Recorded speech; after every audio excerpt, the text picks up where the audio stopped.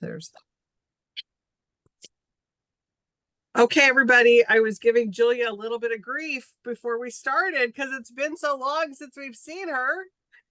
I know, I'm sorry. Yeah, but we're so glad you're back. But I was just to say, you turned 40, you went to Hawaii, you just kind of were like, peace out, everybody. Yeah, and I'm done working forever. Thank you so much. So we haven't even had a chance to talk to you. Was the Hawaii trip just great? Oh, it was so nice. I one of my best friends, his parents own a house in Kona. And so we were on the Big Island and it was gorgeous. And there was like 7 of my friends were there. So That's nice. yeah, it was really great. How long were you there? I was there for 10 days, and then other people were there for various amounts of time. Whatever they could sort of take off. And it was really okay, nice. Gabe's in the waiting room. Should I let him in? Maybe. I guess so. Well, I'm surprised that you still keep on inviting me, Julie, because I've been gone a lot too. You were gone a lot too, but you came in at the beginning of the year again. We're starting the year off good. But it was, the holiday time. Well, the holiday time's hard for everybody. It's like I'm gonna hide, but I want to come back on to talk about one book real quick at the end. Okay. Come back on when you're ready. Yeah, at the end. Okay. Hi, Gabe. Can you hear me? We had a let me see here. Hold on. Oh shoot. Well, there we go. That's what I want to do. We can hear you. Did they hide the security settings from you again, Julie? Oh my God. My new computer, I've got to change everything. So I got a new computer and I haven't set everything up right. So it's just like, hey Gabe, we did a little Rochambeau before you came on, just wondering if we should let you on since it was 4:01, but we gotta let you on. So obviously it was a majority. I lost. No.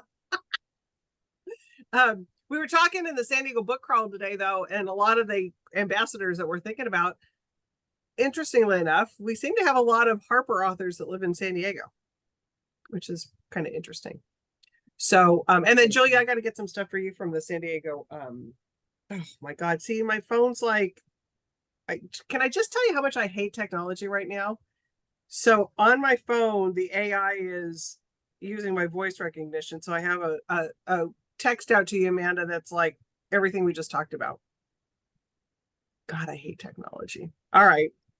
We're here to talk about books. I've read some good books lately, and I think too bad Steve's not on here because I finished The Martyr. I think we talked about that. Amanda, I know you talked about it, but I wanted to I need to talk to somebody about that ending.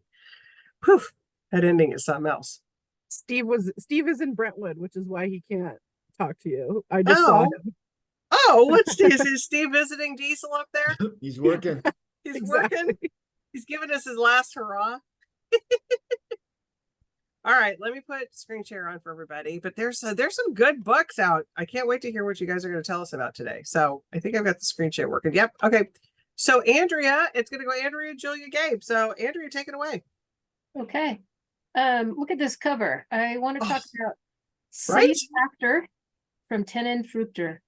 This is a Grove Press title. This author is definitely one to watch. A lot of folks, this is a fiction debut, but she's known for her essays, etc. But she's on, the writers to watch lists all over. And this is great. It's a multi-generational novel, which a lot of people love because of the rich storytelling. And so if you're into that, this is one to pick up. It spans 4 generations of Eastern European Jewish women that are connected by blood, secrets, and some trauma, and a shape-shifting stranger who appears over 100-year periods to these women that you follow throughout this. beautiful novel. It got an amazing review a little bit earlier this month in the New York Times. It's on the most anticipated list of quite a few. Let me see. I'm gonna have to pull that up. Quite a few places have said, most anticipated book of 2024 from Nylon, San Francisco Chronicle, Electric Literature. Got a great review.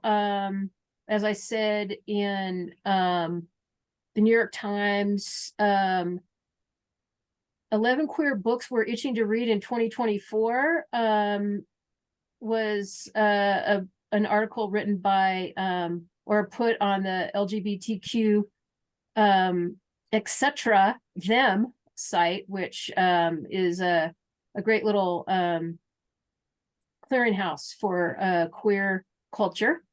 And did I say Publishers Weekly, a starred review? So it's just amazing what's going on early on in this for this book. It published last week, and there's copies at Warwick's, and you're not going to be able to, you'll be able to find that book pretty easily with that beautiful cover. So I love it. I love that cover. Yeah. Sounds like a good one. And a lot of good people are anticipating it, or were anticipating it. So yes. Yeah. And I just, everything's working out for this author. Everything's cooking really nicely. So we're just hoping that people, start picking it up and telling their friends about it. Awesome. All right, Julia, what do you got for us? Okay. I'm gonna apologize in advance if you can hear a bunch of raindrops outside my car because it's raining here. And I am in the car. But my first book is called Tripping on Utopia. Margaret Mead, The Cold War and the Troubled Birth of Psychedelic Science. This is by Benjamin Breen, who is a professor of history at my alma mater, which is UC Santa Cruz. A little fun fact is that my mother hired him right before she retired. Interesting. Isn't that hilarious? At Yeah. UC Santa Cruz. My mom worked in HR there. And as you can see, it got a starred review in Publishers Weekly. What's really interesting about this book is it's really about the history of psychedelic and psychotropic drugs, and sort of like the history of how they were being researched before sort of moral panic set in to make them illegal. So the US government was doing research on, some of the uses for them. And then, a moral panic set in, and that stuff all got sort of shelved. And so we're actually really behind in the research for a lot of these drugs because of it. And this is a history, it's a great history in that it talks a lot about, sort of all of those different elements, but then also talks about the kinds of people who were experimenting in their own lives with psychotropic drugs.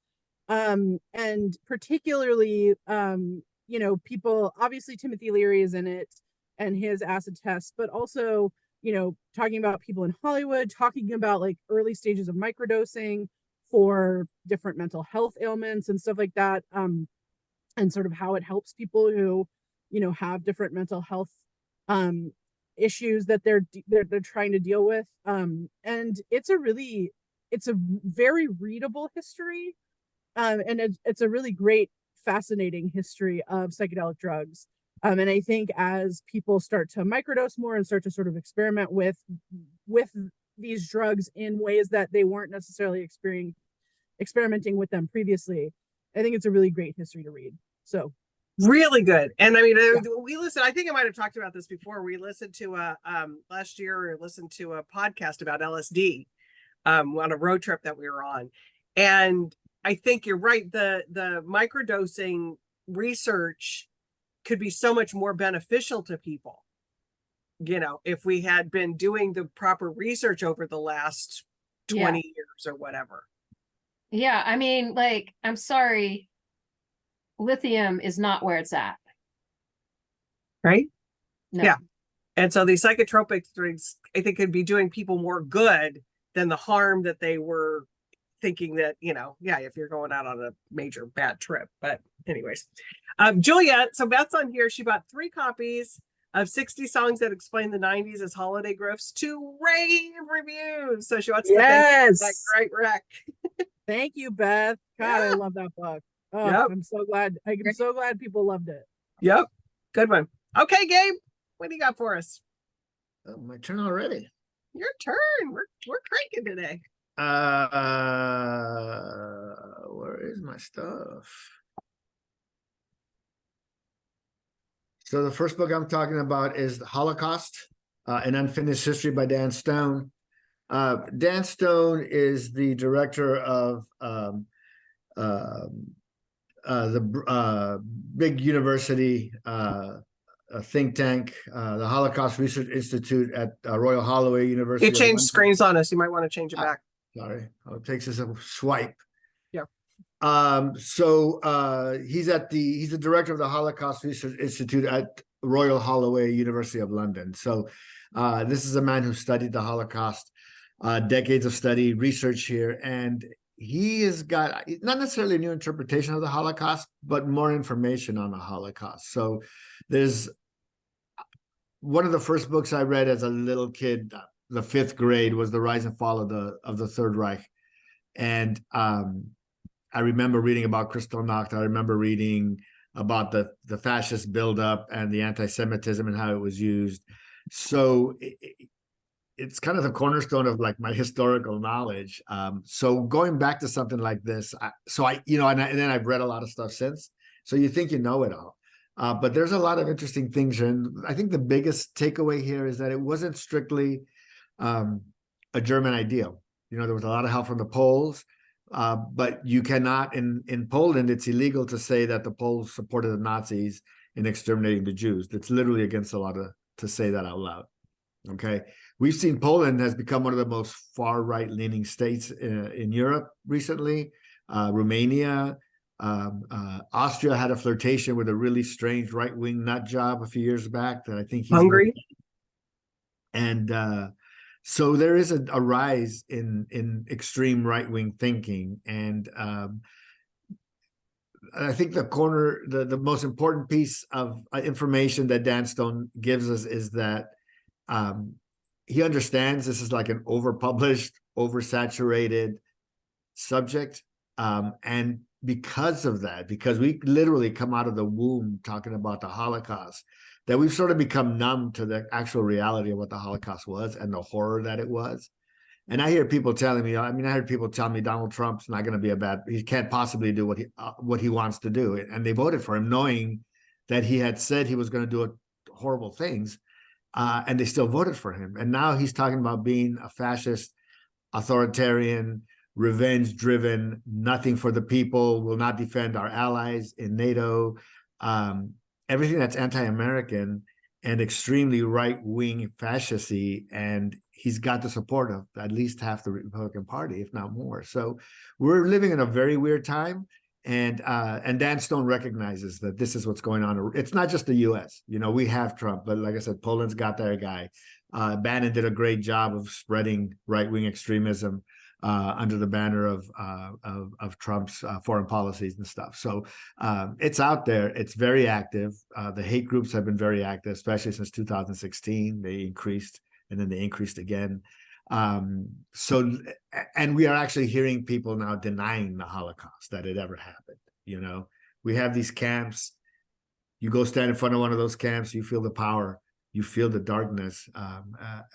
But there's a huge denial from the right that it ever existed, more and more. And America's not a republic, is not a democracy, it's a republic, and all these little chiselings away at our institutions that are occurring. So the Holocaust is not only important to the Jewish people, it's important to the entire world and to the memory of history, and not to be diminished. So he really has some really interesting things to say that bring the Holocaust front and center to today's political atmosphere, the xenophobia that's existing in major important nations, and what is going on and what we're seeing. So it's a lot more than just this little narrow vision of the Holocaust. It's absolutely the focal point, absolutely the point of this book. But you do see the current environment as it relates to the Holocaust past, and then the trauma that you have generational trauma. It's all the rage lately, but it comes and it exists, and it's still,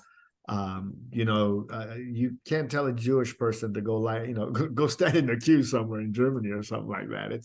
There's things that click, that and anti-Semitism is on the rise in America. We've seen it all. So I think a very timely book. I could go on, but it's a very timely book, and a very interesting writer, and somebody who's, like I said, researched it, and you will walk away with and then I think a better understanding. Even if, like I said, I grew 50 some years I've been reading this stuff, and I came away with some new insights, and I have been looking at fascism as it exists in the U.S. today and how it's flourishing and growing, and so this kind of tied into a lot of the things that I've been reading lately as well.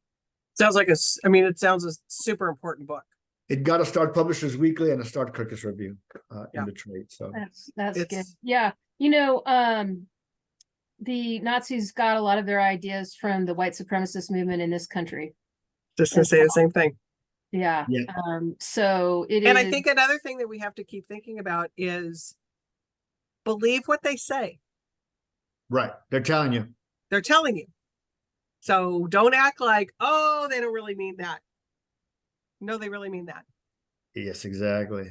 So that is to me the biggest takeaway. Yeah. Everybody wants to pretend like, oh, that really isn't what they mean. It's like, no, that's what they mean.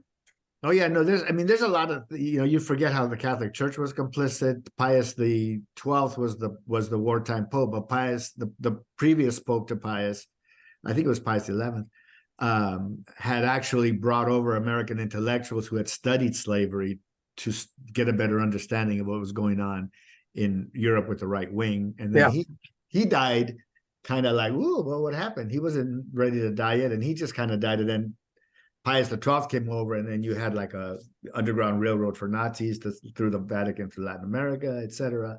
So it's a disgusting chapter in our world history. It's not just the Germans. Yeah, right. I'm gonna There was a stop. lot of complicity. Yep. I must stop. Okay. All right, Andrea, what's your next book? for something completely different, some poetry, Ah. The History of Half Birds. And this is from Milkweed Editions. They have a great poetry series. This is from That's a great cover. it's amazing, right? Amazing cover. Yeah, and this is a debut collection from Carolyn Harper New, and this is selected by Maggie Smith, the great Maggie Smith, for the 2023 Ballard Spar Prize for Poetry. And I'm just going to read Maggie Smith's endorsement for it and like what she wrote up after the selection, because it says it all. Please do go run down and get a copy of this gorgeous book of poetry. So Maggie Smith says, A History of Half Birds, an inventive and impressively wide-ranging collection, has me considering and reconsidering the connections between seemingly disparate things, between poetry and science, both fueled by curiosity, imagination, and possibility, between history and myth, precision and ambiguity, the known and the unknown. In the Anthropocene, we may be tempted to ask what poetry can do for us when what we need are tools for survival. I'd argue that these poems are just that, expertly crafted, satisfying to hold and behold, and sharp enough to dissect what needs dissecting. We're so lucky to have this book here and now. Woohoo! Wow, come on. That's a great endorsement for this book. $16 trade paperback original. So it's a bargain as well. Yes, absolutely. I mean, it is that. I mean, poetry is just almost the antithesis of what you need from some of the other. So it's just like, it's just this calm, soothing thing. But that package is amazing. It truly is. Yeah. They're just, they're nailing it. The Yeah, package. Milkweed's good. Milkweed is good. Yeah. So we're excited. All righty, Julia. Okie doke. So my next book is maybe one of my favorite books of the season. It's called Madness, Race and Insanity in a Jim Crow Asylum. Ooh. by Antonia Hilton. Yeah, it's not the easiest topic. However, the book it really reminded me of is The Immortal Life of Henrietta Lacks, except written by a Black woman. And actually just the intro of this book, it had me hooked right away. Because in the intro, she talks about one of her relatives, a Black man who was having a mental health crisis, and was, having sort of paranoid delusions. But in his paranoid delusions, he was like, these white supremacists are going to kill me. And she was kind of saying, like, well, how can I deny that, like, I mean, we live in a country where they may very well be out to kill him. And like, how can you sort of like address some of these problems when he's not wrong? In some of these delusions that he's having, some of them are not delusions, they're totally true. It might happen. And so that sort of starts the book, and it looks at one specific hospital in Baltimore, and it was segregated, back in the time of segregation.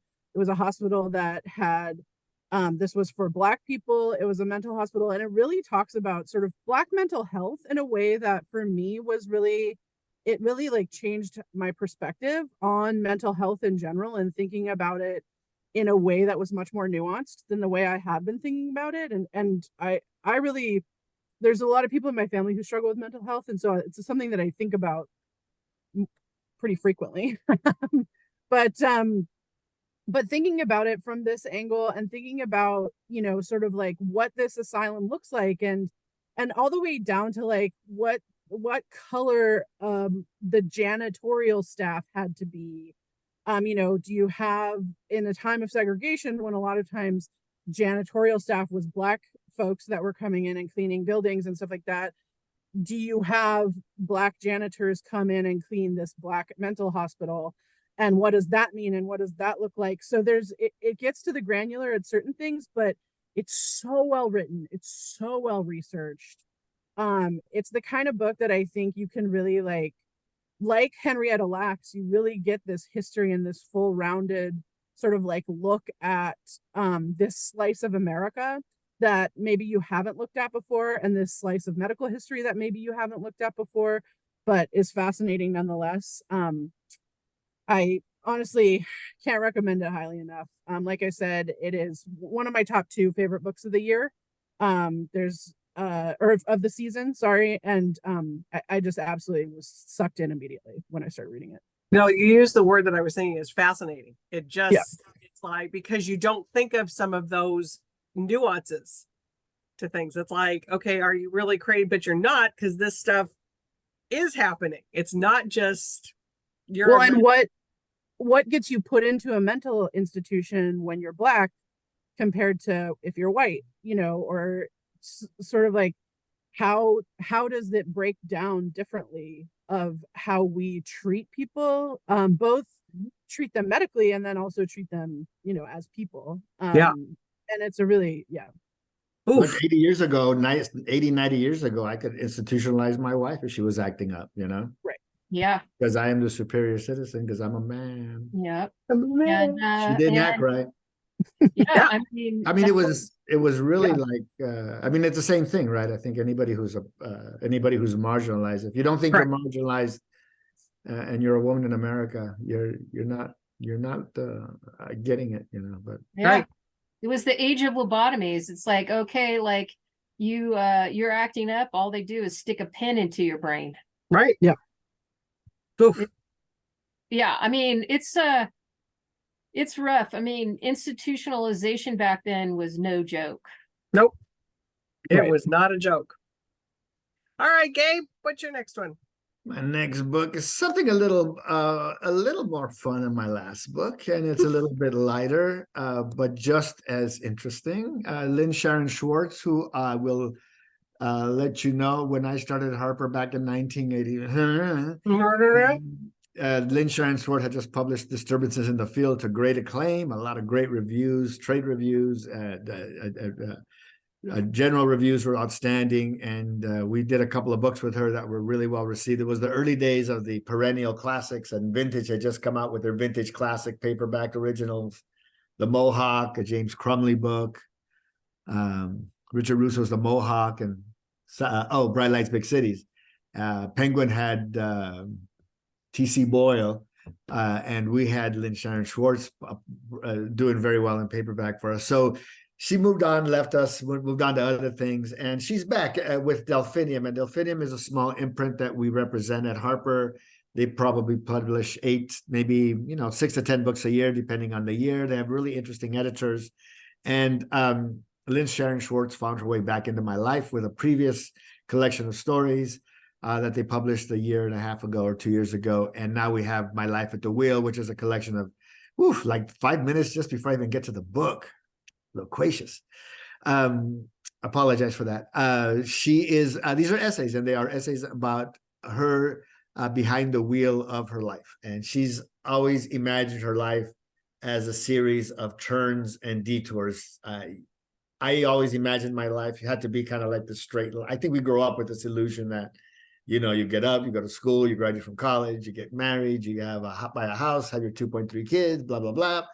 And for most of us, life isn't like that. And Lynn never thought it would be like that. She was a very observant kid. So we see her as an 8-year-old writer, just sitting in the corner observing. We see her as an adolescent, trying to understand her problem, her parents, and their issues, and her issues with her parents.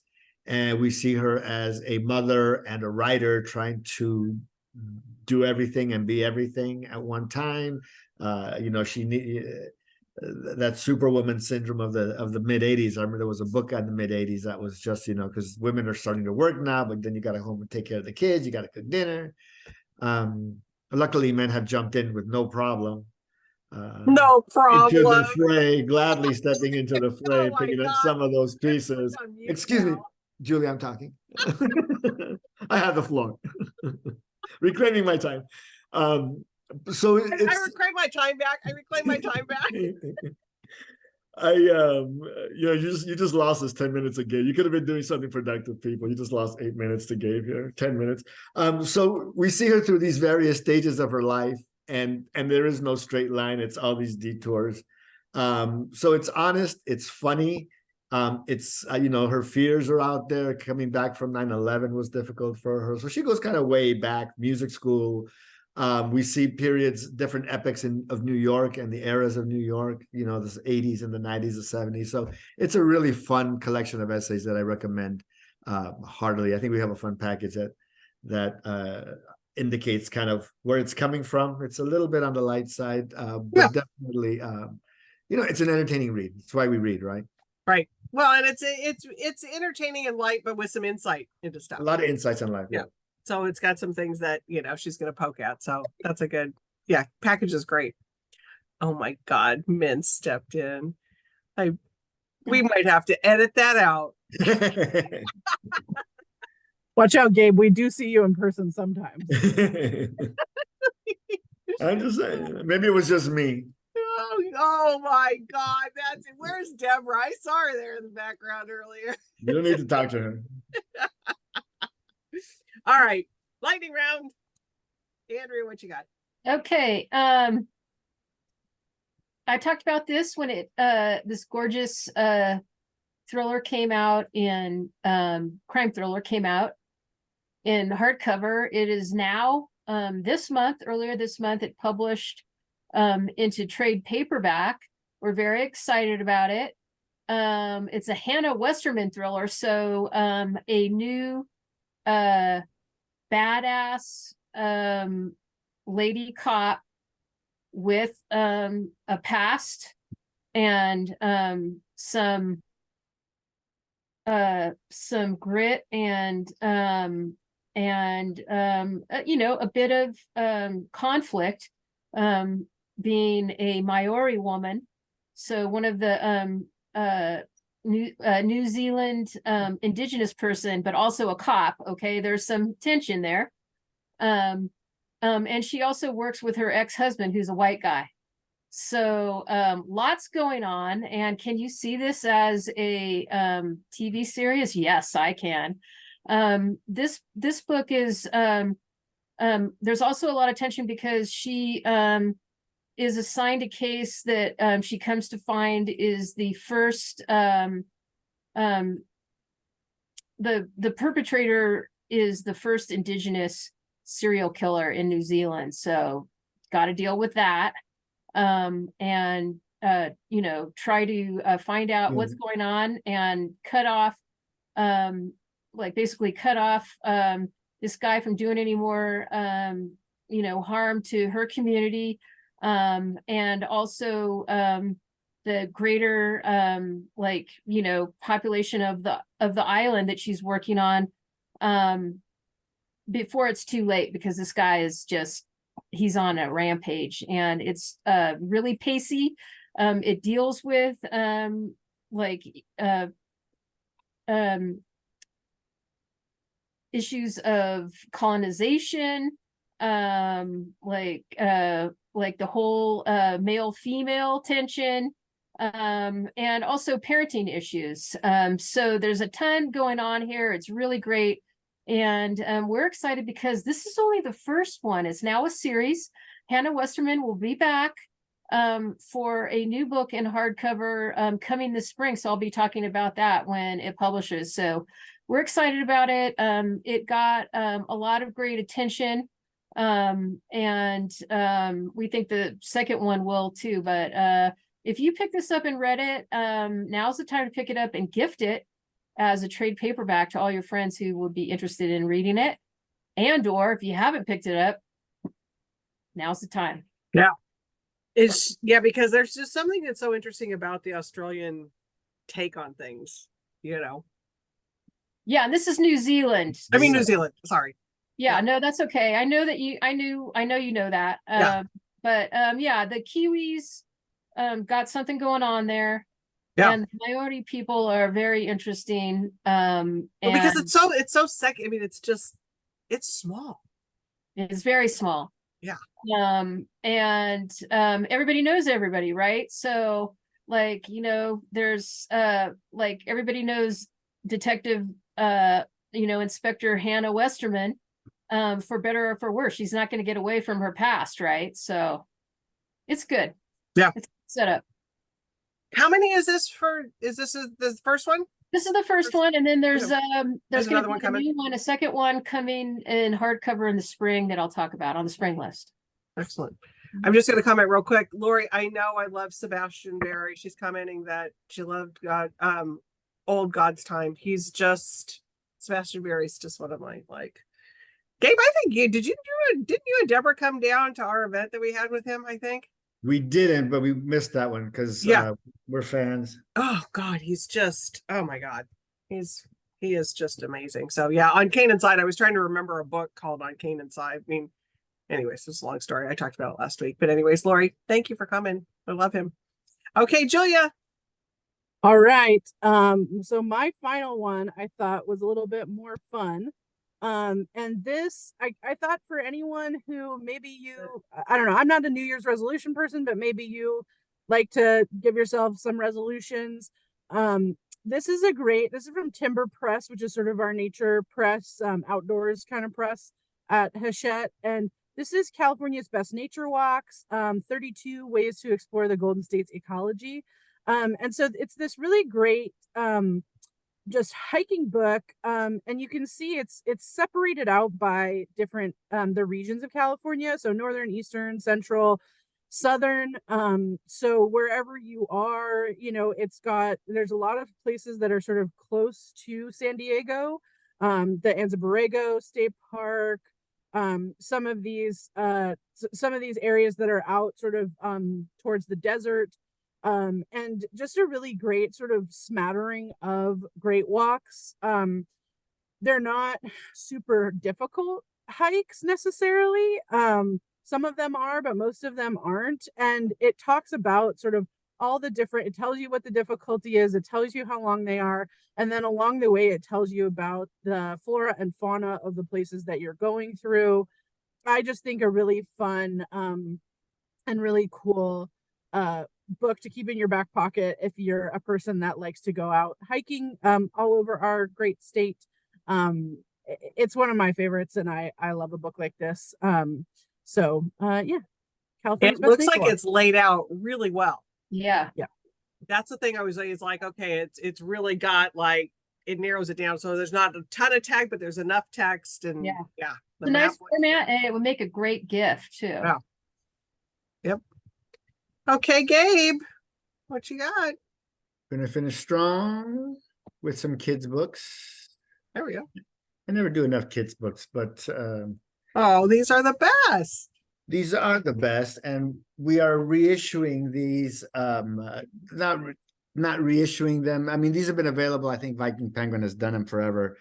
The Pooh books. So these are, everything's gone into public domain. So we have the rights to some of these in some other countries, and we've had these really lovely cloth bound small books are $9.95. House on Pooh Corner at Pooh Corner is $16.95. It's a bigger, thicker novel size format. But the others are small format picture books with the original E.H. Shepard illustrations included in color. So they're really just great little packages. And the reason I picked them is, I'm driving home today. I'm driving behind a guy. Of course, got the American flag on top because it all starts there. He's got underneath there a sign that says "Baby on Board" with a picture of an AR-513, and then a Go Brandon bumper sticker on the back. And I'm thinking, this person is raising a child, maybe raising a child, because there's a baby sticker on there. And, you know, we've got a whole segment of the world of the United States that's got this attack. You know, it's a war against kindness. It's a war against participation. It's against Florida outlawed some math books because they entail, part of the exercises entailed people working together, the kids working together to solve problems. That was too woke. Those books got to go. Kindness is a weakness. And Winnie the Pooh is all about kindness. Winnie the Pooh is all about acceptance. Winnie the Pooh. I mean, these characters, Eeyore's obviously depressed. Piglet's obviously ADHD. Pooh, he's got an eating disorder, eating issues. He's got something. So they've all got something, yet they create this really wonderful universe of friends. Friendship is above all. Kindness. They work together to solve problems. Pooh gets stuck in the honey hole. What happens? They pull him out. Get stuck on the balloon. They figure out how to get him out. Everybody works together to solve their problems. Everybody's kind to each other, and they're very zen. There's actually a book by Hoff called The Tao of Pooh that was published 40, 50 years ago. That explains some of this stuff and looks at Pooh in a different manner. But so if you got that person who's driving around with their truck and their flags and their AR-513 things and shoot on sight, and they have kids, maybe you can get them a little collection here and try to get that kid on the right path and teach them a little kindness, because kids are generally, this is where the kids are going to be. This is where kids come from. They turn into that at some point, who knows where, but that is why we're getting Pooh back. I'm glad to see it back. They're really great shower gifts. You can buy one or two, you can buy three for less than 30 bucks. And you got a nice little ribbon tied together. You got a nice little gift. And I think Perfect. that's always Are they paper on board is what they are? They're cloth bound. So Cloth-bound? they're cloth bound. So they're really, really attractive. Yeah, they look really good. books.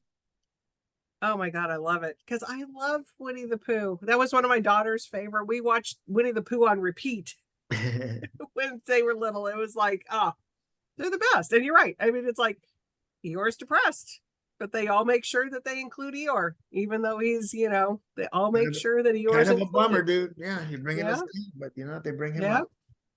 Oh my God. Okay, Amanda wanted to come on at the last and talk about something. So what do you want to talk about, Amanda? Eeyore is my favorite. I know, I love you. I received this in the mail on Saturday, and I spent all day with it yesterday and finished it. This came from Andrea. This is The Fair Folk by Sue Bristow from Europa. Comes out tomorrow.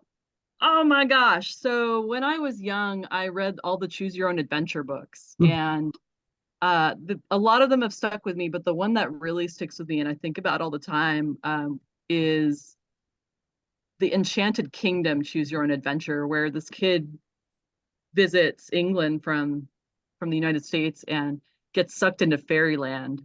And this is a grown-up version, I'd say, of that story. Our main character, it's the late 50s, and Felicity, this young girl, regularly visits the fair folk and just wants to be there all the time and far prefers it over real life. And as she grows up, she realizes, as you always do in these fairy tales, that the gifts from the fair folk are not always fair, perhaps. And it's just great. I loved it so much. It read it in one day. If you know anyone who is into folklore, mythology, and just plain loves a well-told tale, this is the fair folk. I knew you were gonna like that. That's why I stuck it. I did not ask for it, and Andrea called it. This is what makes good booksellers book recs, is we know what each other, like, we could put a book in somebody's hand and go, you Yep. love this. Yep. That cover is fantastic. Yeah. Yeah, it is. I think that this is gonna get a lot of love, and it's gonna be one of those books that people I think it's gonna be good for book groups that, read a little bit further afield, and aren't afraid to read something that's tinged with fantasy. So, and folklore, like Amanda was saying. So anyway, Yeah, I thanks remember. for talking about that. Oh yeah, I remember when her first book came out, Sealskin, and it makes me want to go back and read it because I know it was very highly acclaimed. Yeah. Awesome. Yeah. And there's a lot of love out there for that. Just a lot. I'm hearing some good endorsements from booksellers, and then it was an in-house favorite. A lot of reps really liked it. So it's always a good sign, right? It's fun. Looks fun. All right. Okay, everybody, it's a good rainy day here in San Diego. Hope if you're in San Diego, hope you're staying safe. And lots of good book recs of all different kinds of genres today. I mean, we covered just about every topic there was to cover. So good one. All right, we'll see everybody next week. Happy reading. Thanks, everybody. Bye.